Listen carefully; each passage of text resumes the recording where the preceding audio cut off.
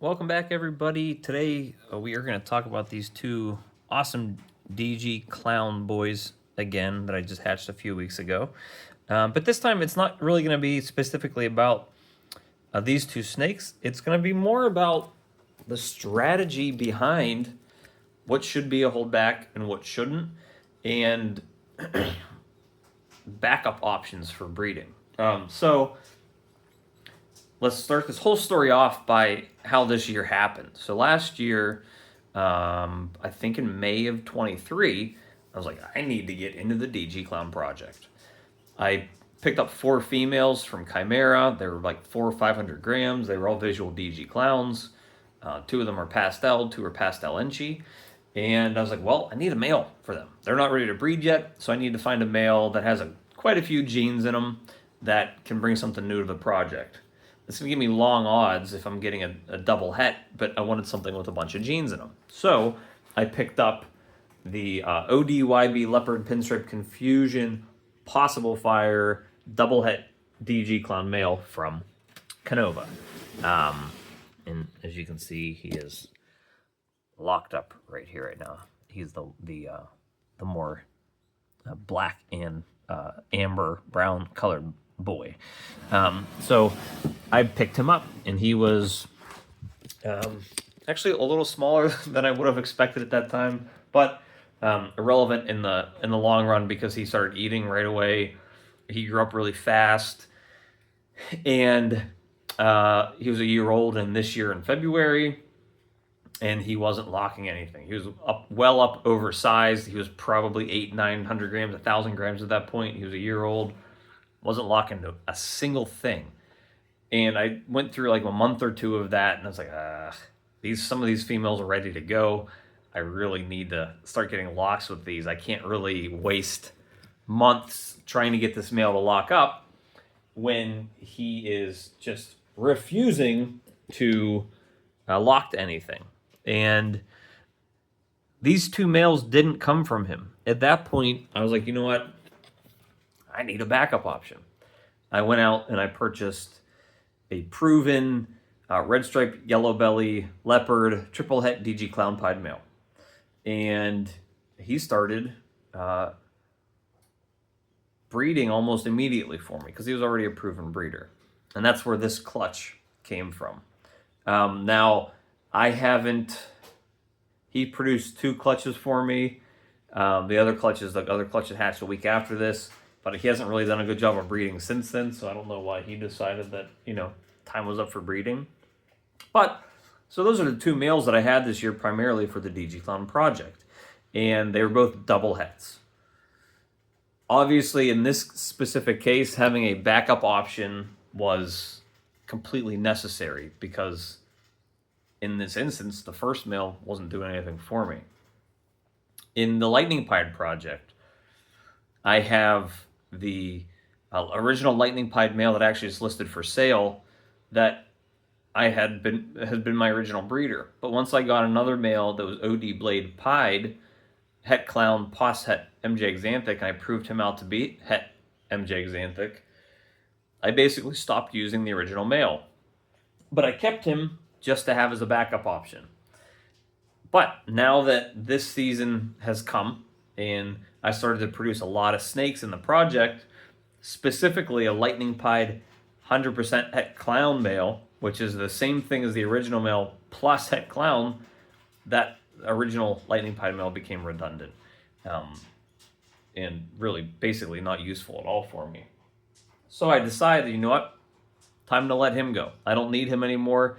That OD Blade Pied male is breeding everything. I have backup options. I also have a male I kept back from last year that is Clown Het Pied, that is Pos Het MJ. Plus, I just hatched out these Clown Pieds. I have 2 males that are visual Clown Pieds that are Pos Het MJ. So I have a bunch of snakes that replace that male and do a better job in that project. So now we're here with these 2 guys. One is scurrying away back there, and this guy's still up front. And I get lucky and produce these 2 stunningly beautiful DG Clown males here with a couple genes in them. Now, I think there's probably, let me actually get him back here so you guys can see him. See, it looks like he's trying to run away. Come here, buddy.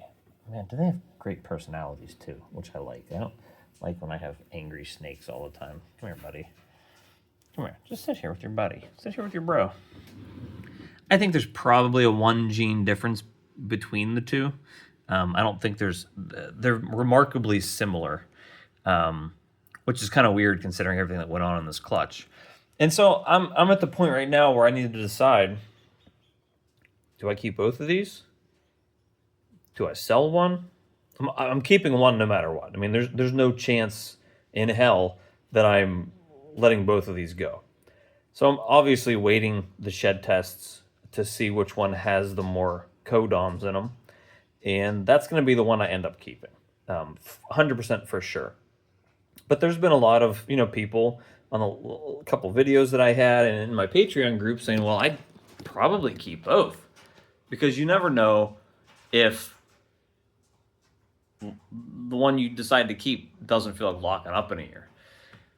Which is a completely valid opinion. I mean, it kind of boils down to the way you think about your breeding process and the way you treat your business.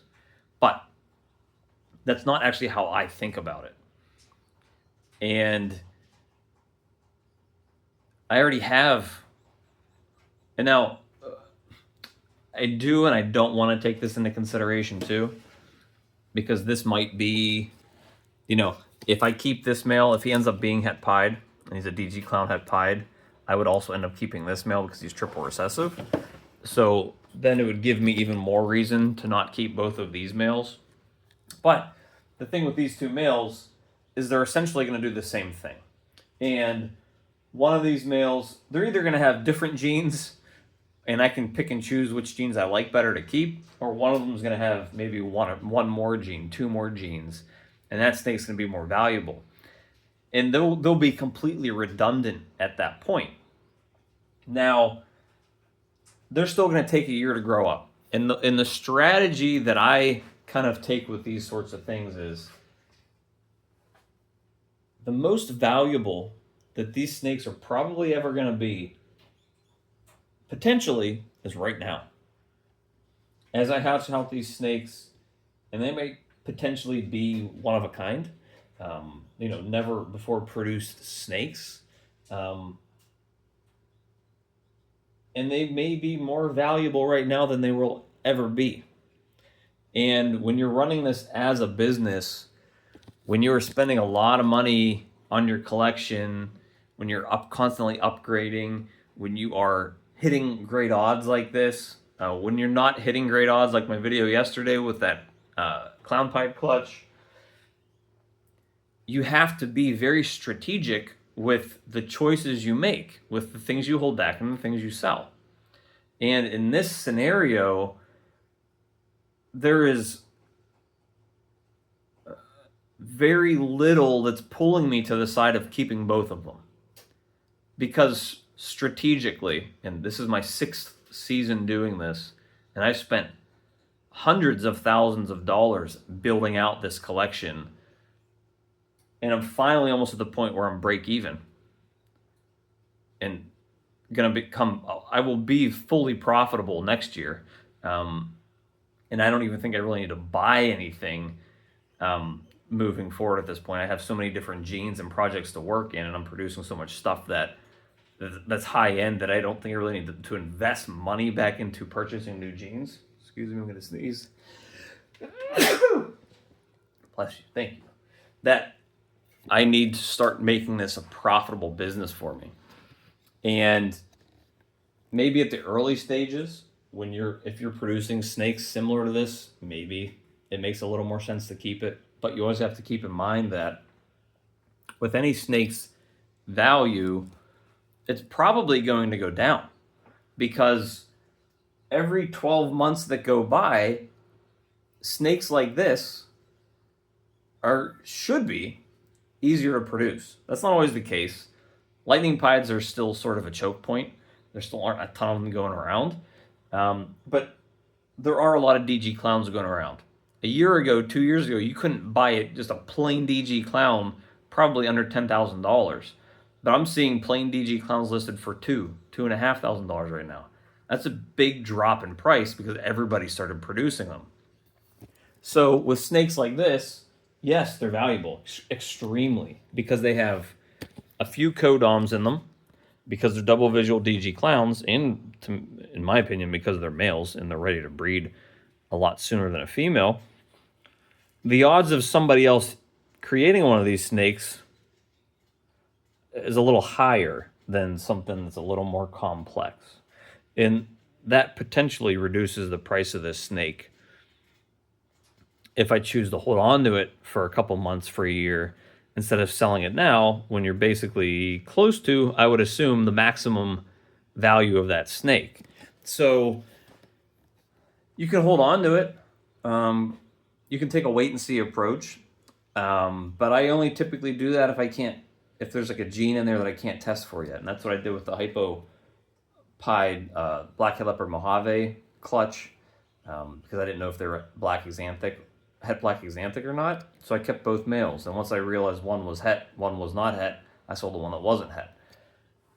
And I still made decent money, but I guarantee you, if I would have sold one of those snakes when I first hatched them, when people were asking me for them, I probably could have gotten whatever I wanted for them. But I also wouldn't have known which one to pick, because I actually could have lost on that and not had the het black axanthic one.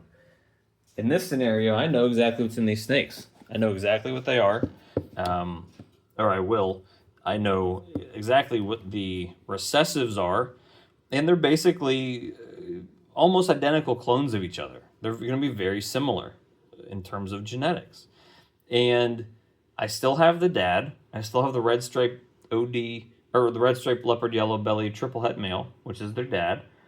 I still have the mom, which is the OD vanilla clown het DG female. And I've never had a snake not breed. They might not breed when you want them to. It might take them a little more time to breed than you would expect. But I've never had a snake not breed eventually. So for me to sit here and hedge my bet saying, you know what, let's just say this snake's worth $5,000. I'm going to pass on $5,000 in the odds that one of these snakes chooses not to breed.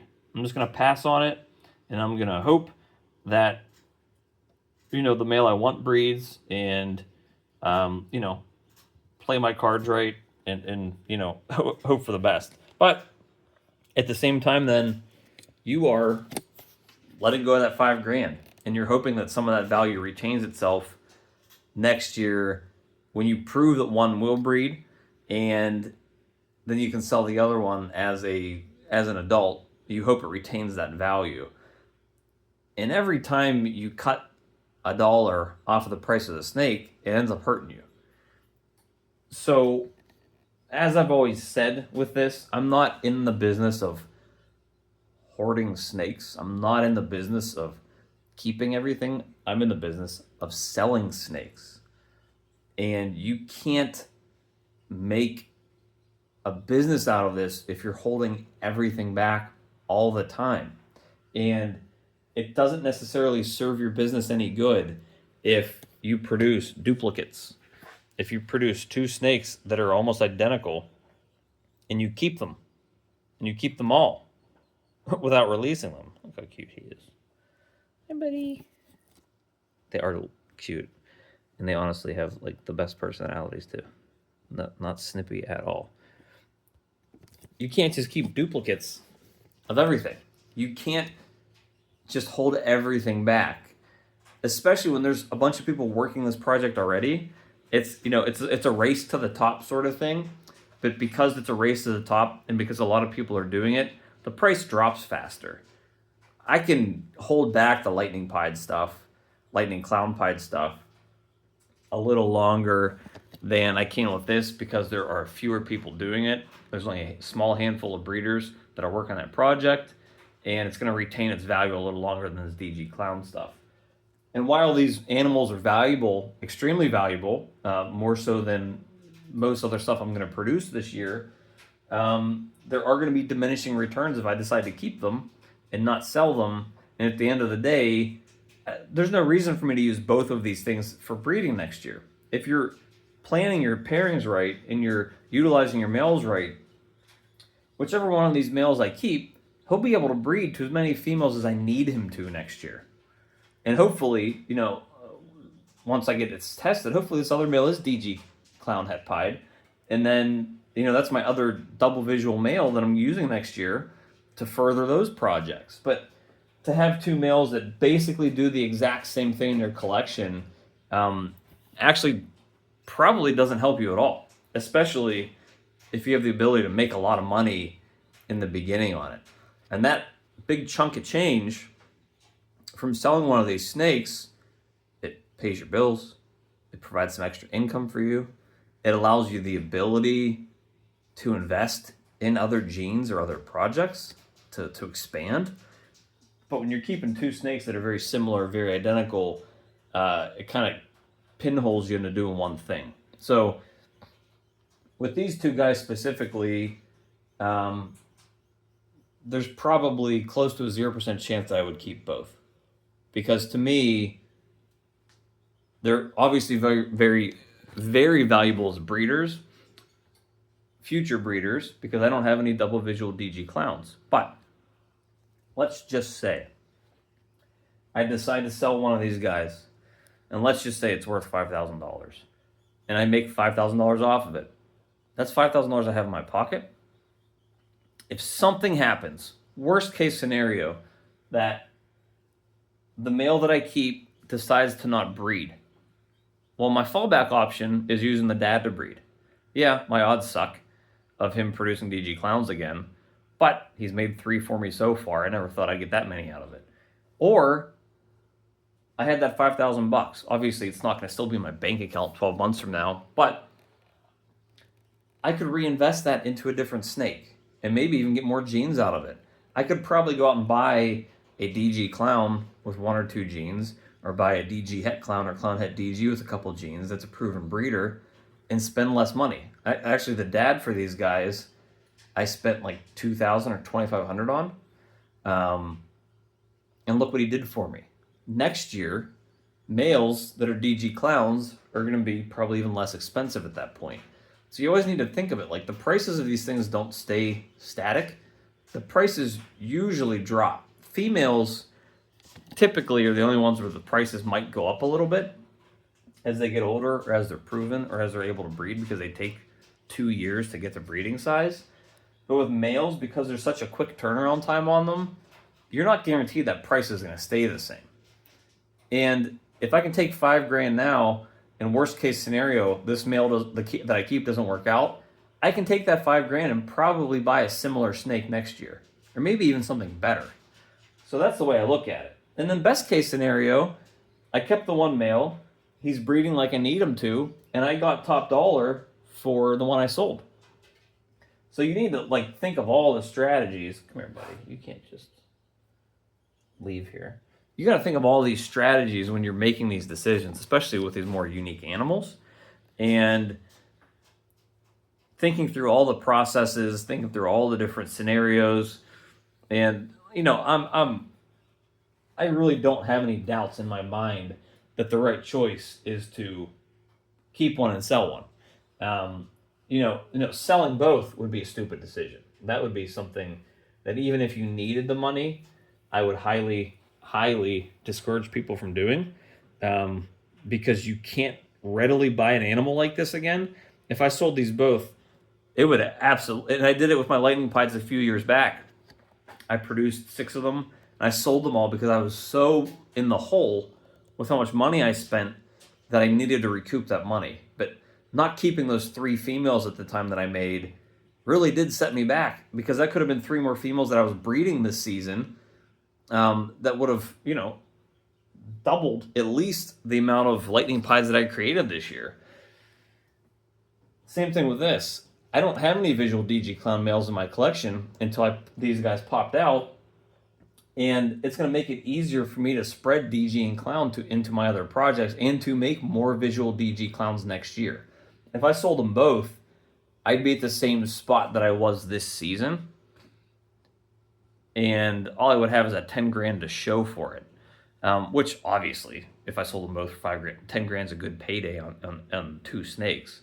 But being able to get the same exact genes again in a snake might be hard, because if these are the only 2 like this that have ever been produced, there's a chance somebody could produce something similar, but there's also the chance that it might not pop out again. So, there is a lot of strategy when it comes into buying and selling and holding back. If these were 2 completely different animals with 2 completely different sets of genes, I might think a little harder about it. But because they're both similar, because they're both male, because neither one's het pied, it doesn't really do me any good to just hold them back